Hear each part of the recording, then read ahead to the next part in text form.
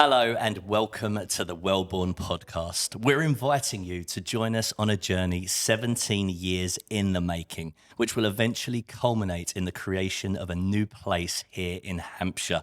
It's driven by the passion and vision of a local landowner to create a new, thriving community just north of Fareham, where alongside 6,000 beautifully designed new homes, the region will be enhanced with accessible green spaces, schools, shops, a technology park, and much, much more. And as part of this podcast series, I'm delighted to sit down with some of the talented individuals behind bringing the project to reality as visionaries, creatives, and architects who have combined for this truly unique, one-of-a-kind development.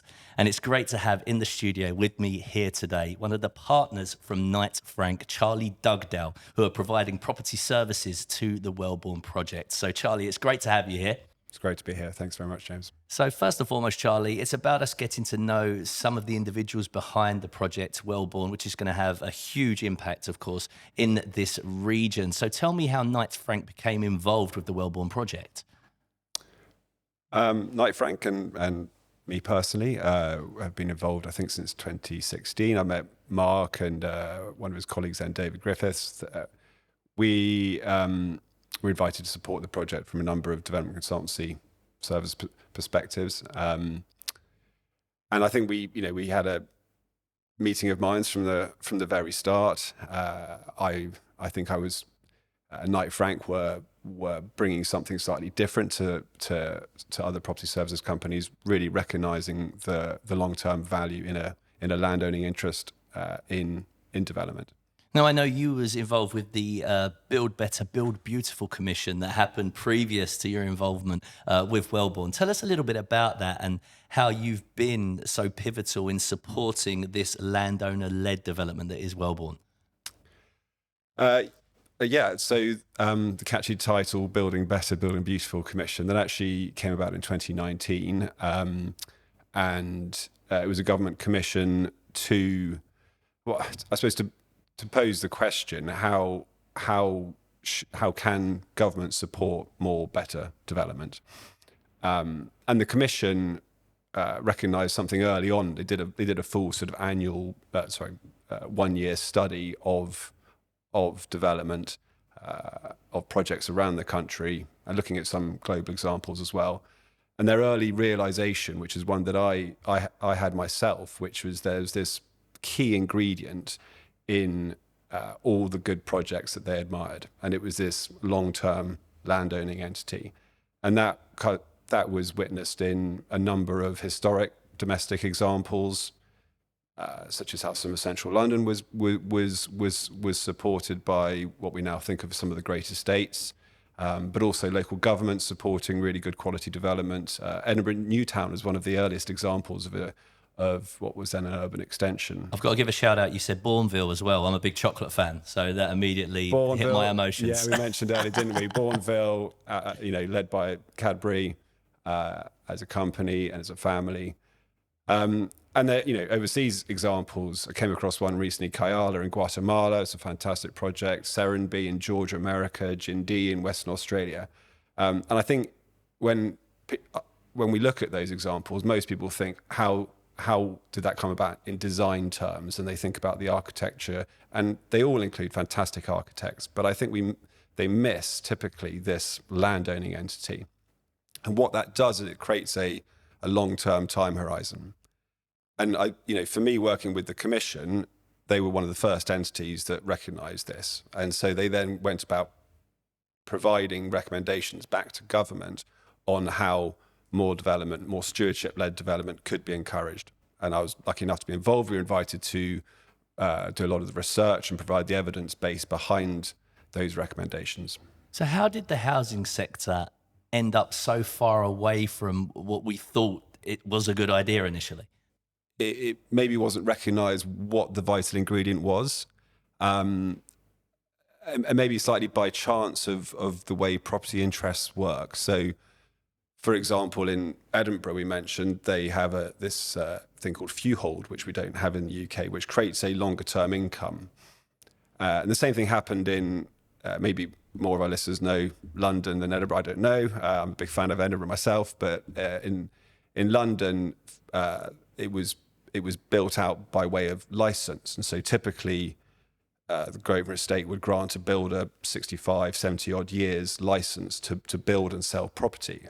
And then what happened is that property came back to them after that period of time. And so they had this vested interest in the long term, which is the critical thing, again, is that long-term time horizon.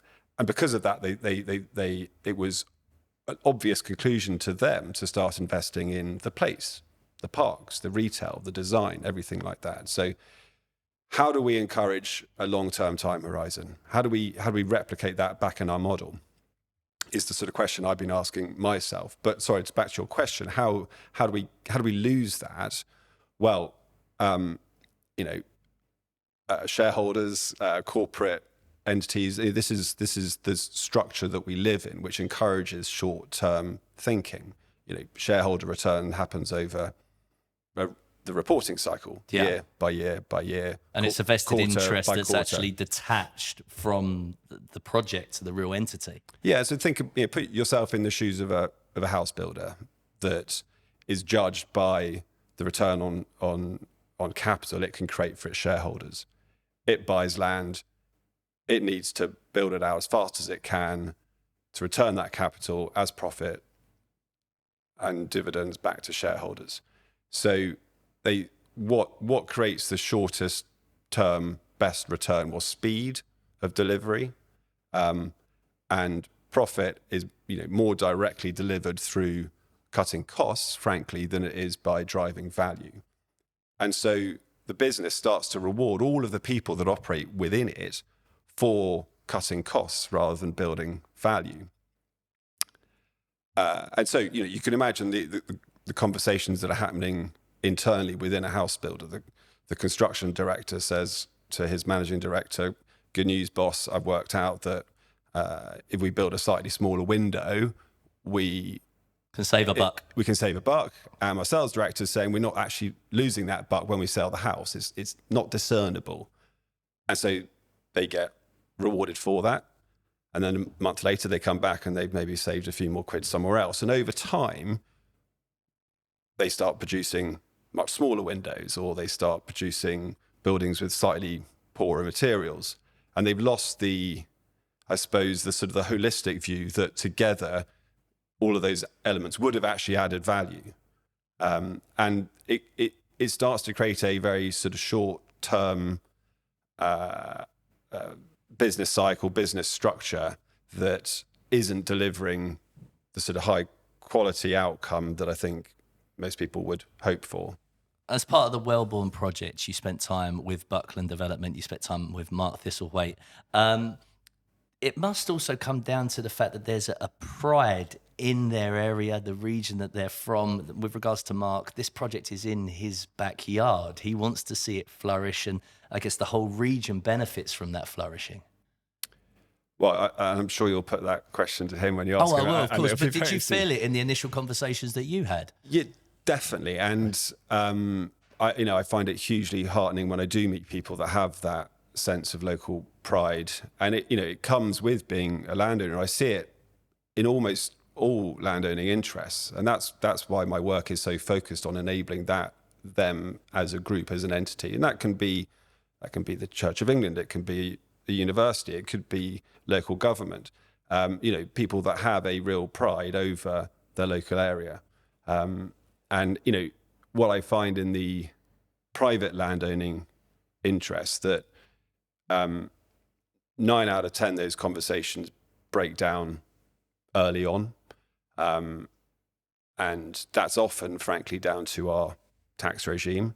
And it's the very unusual and rare entity, like a Mark, who is willing to, I suppose, really go against the grain and, through force of personal sheer determination. We mentioned the passion to keep driving to keep going, and we're now seeing Welborne coming out of the ground, and I'm unbelievably excited about what it's going to become as a project. So this could be a model for the future, but there is considerable red tape around achieving it, and someone like yourself has been able to be a part of ensuring that it can develop as a site. Well, as a small part of a very big team, we hope we've helped them get there. And a lot of that's been down, my work's been around sort of financial viability, which is probably the moment everyone starts to fall asleep listening to this. So maybe we won't touch on that too much. But more recently, we have been instrumental in helping them form the development partnership with other local businesses to build out Welborne as a project. So talking about this identity, this ownership, this stewardship, this pride, how have you been able to continue that through your property services? And I know that you've got a lot of local businesses involved and SMEs that are involved in the project. So probably mostly in the forming of the development partnership. That's like the critical step that we see, which binds or bonds this long-term landowning entity, the stewardship entity, with the house building entity. Like I said before, the house builder is typically working on a sort of 2, 3, 4 year turnover horizon. That's the time it takes to kind of to build out houses and sell them effectively on a typically sized parcel of land. How do we extend their time horizon in an aligned structure? That's what we do. And Mark's done that through forming a joint venture with local businesses.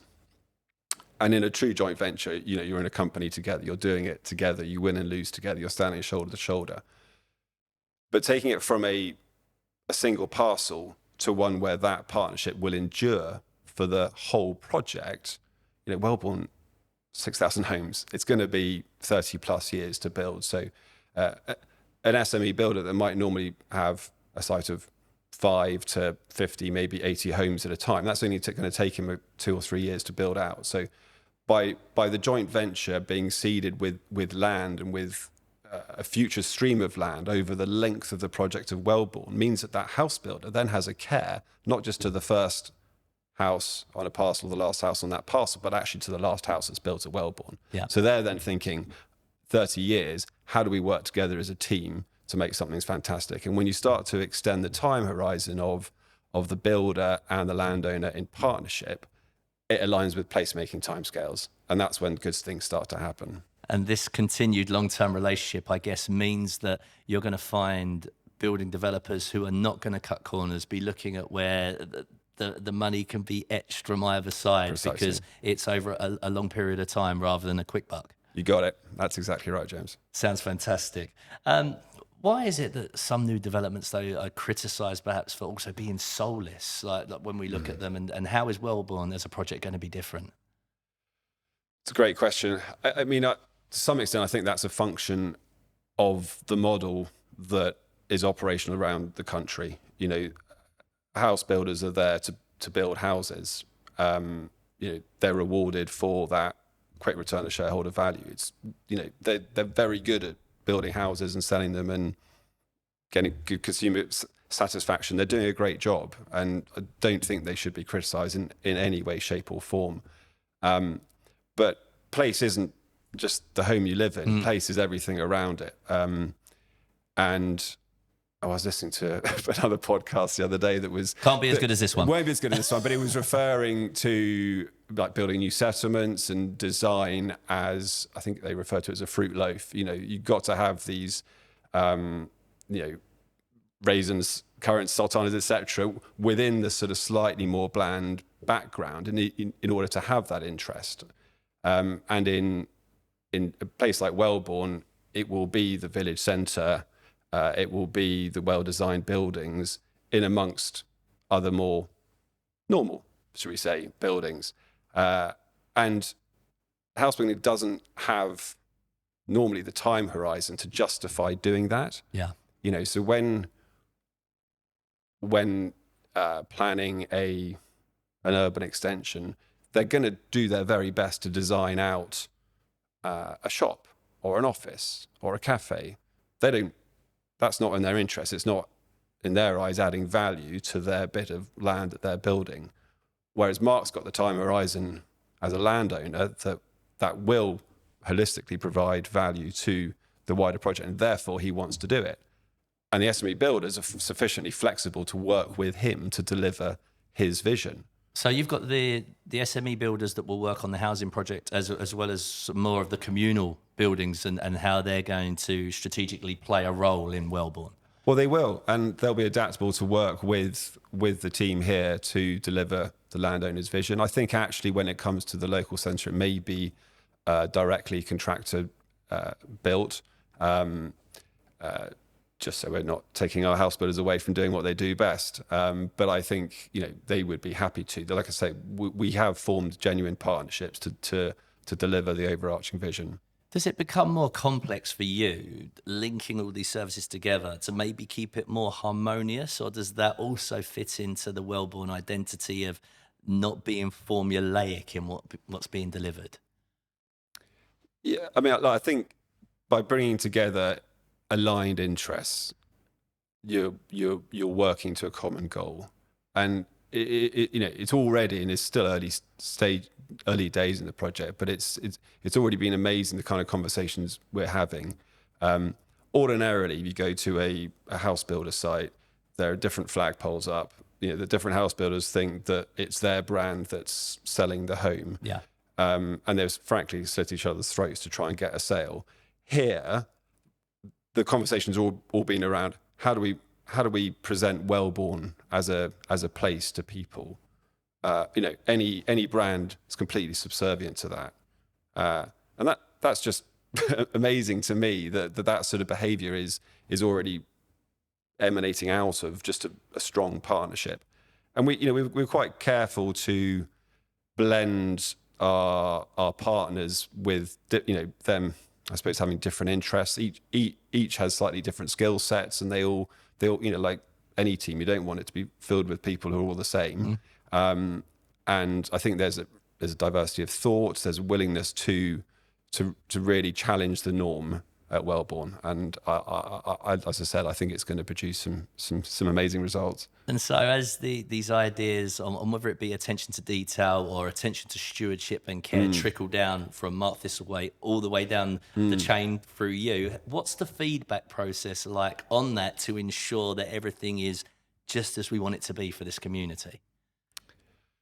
Well, I think that's a really good question, and one that the team has wrestled with and have come up with a really fantastic stewardship structure as a community trust, effectively. Yeah.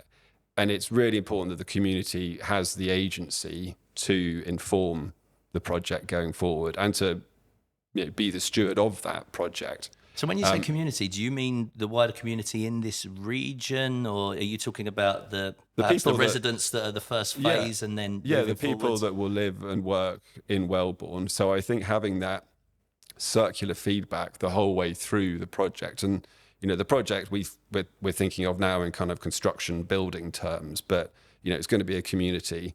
The stewardship, I think in our industry, normally people think of it stewardship as after you finish the build.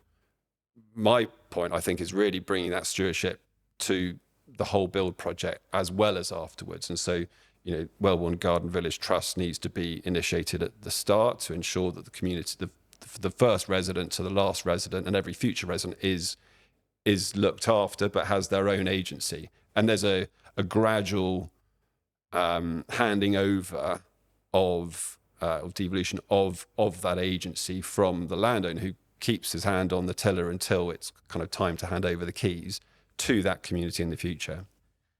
This all sounds brilliant, but because of such attention to detail, such care, such consideration, it feels like perhaps affordability might come into play in a sense of, does it increase prices to do this, to make such a big commitment at every single step of the process?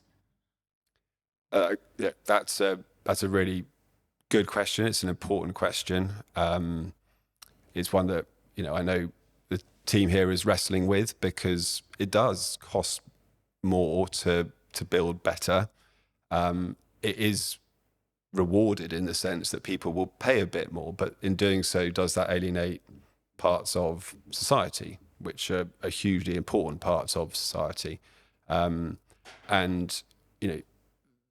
that comes back to financial viability, and actually, the landowning entity here is desperate to do the best they can in terms of social provision of housing. But at the same time, he's being asked to fund £50 million for the new motorway junction. And, it's very hard to reconcile the two. So,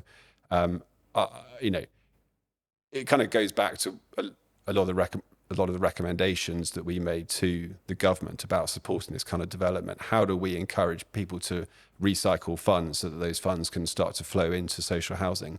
Mark will do that intuitively because he is a landowner and he's caring for that community. But normally frankly, it doesn't. And look, I think, this country's, the housing crisis probably should be redefined as an affordability crisis. That's like the critical societal challenge we all have. I think Welborne is a project that will be an example for many aspects, but will it solve that societal question? I think it's going to be very difficult, and probably a question for another day. So Charlie, within this landowner-led model, do the external pressures still apply? You mentioned we find ourselves in a housing crisis and perhaps an affordability crisis within that housing crisis. Are there pressures where it's, come on, we need to see progress, what's happening, we need the phases of houses to come through, or because of our model, does it mean that we can take our time and everything can be done and considered how we need it to be? Yeah, a bit of both, I would say. Mark is an incredibly intelligent but forward-looking individual, and he won't compromise, and he'll find a way to ensure that he doesn't need to compromise. By the same token, he's operating within a planning framework that is applying pressure for delivery of housing. He's working within a funding framework where banks need to be repaid their loans. So this does apply pressure.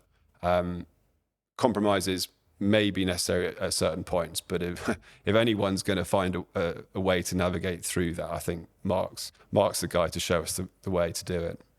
And the thing is, Charlie, listening to all the experts talk here, the talented individuals behind delivering the Welborne podcast, I kind of feel that listening to the attention to detail, it's something that not only potential residents, but also others within the region who visit this community hub that it will become, they feel it when they arrive at the Welborne site at some point. And for you yourself as a family man, I know that maybe you can give us a consideration from that perspective, what you look for when you are looking for your nest, or where you might bring up your family, and what you hope to reverberate to the Welborne story. Oh, goodness, it's very personal, but a good question. I very much enjoy, and I think it's very important for family life generally to feel part of a community. There are some things maybe some of us take for granted, like security, etc., that we should never take for granted. Parents are always worried about their children's education. That's going to be important. Investment in local schooling is really important. But for me, it's about community. Is my number one reason for being to live in a certain place. And communities don't happen overnight. I think of them like a kind of coral reef. They evolve slowly, but they need to grow on something. Yeah. They need a rock, and I think it's the job of a placemaker, and I think Welborne's being very conscientious about this, is to give those rocks, those bits for those pillars of the community to grow around. Like the foundation. The foundations, exactly. And that could be the local pub, it could be the local cricket pitch, it could be the village hall. There's so much of society which goes on, these community organisations that happen. They need a village hall to be in. Churches. I mean, how many new build developments have you seen with a church in the middle of it? Whereas if you go to any of our towns and villages across the country, I did a little study of a lovely town in Kent called Tenterton the other day. I think it had 12 churches in it. Wow. It had something like 20 halls in it. You have to give space and place for that. For the people to gather together exactly, and have that exactly. human connection. That's almost a part of it, isn't it? Yeah. And so are your hopes then for the Welborne project that perhaps the stewardship from the hierarchy within Buckland Development, etc., passes on to the people as it thrives? Oh, definitely. And the structure's there that it will, So the Welborne Garden Village Trust is established. All of the control points go with the land transfer. The whole stewardship strategy is there, fully resolved. And as I think I mentioned earlier, there will be this gradual handover through the development process, so that when Welborne's finished, and that will be the point that will be fully handed over, where the community has full agency in the place that it lives. Well, Charlie Dugdale, it's been a pleasure to catch up with you as part of the Welborne podcast. Thank you so much for joining us and giving the insight from your perspective as this project begins to lay the pillars and foundations and then flourish here in Hampshire. Been a great pleasure, James. Thanks very much indeed. And for those of you watching, don't forget that you can stay up to date with all the developments at the Welborne project by heading to the website at www.welborne.co.uk, and there'll be regular updates as well across the socials on Facebook, LinkedIn and Instagram at Welborne UK. Thank you so much for joining in, and we'll see you again soon.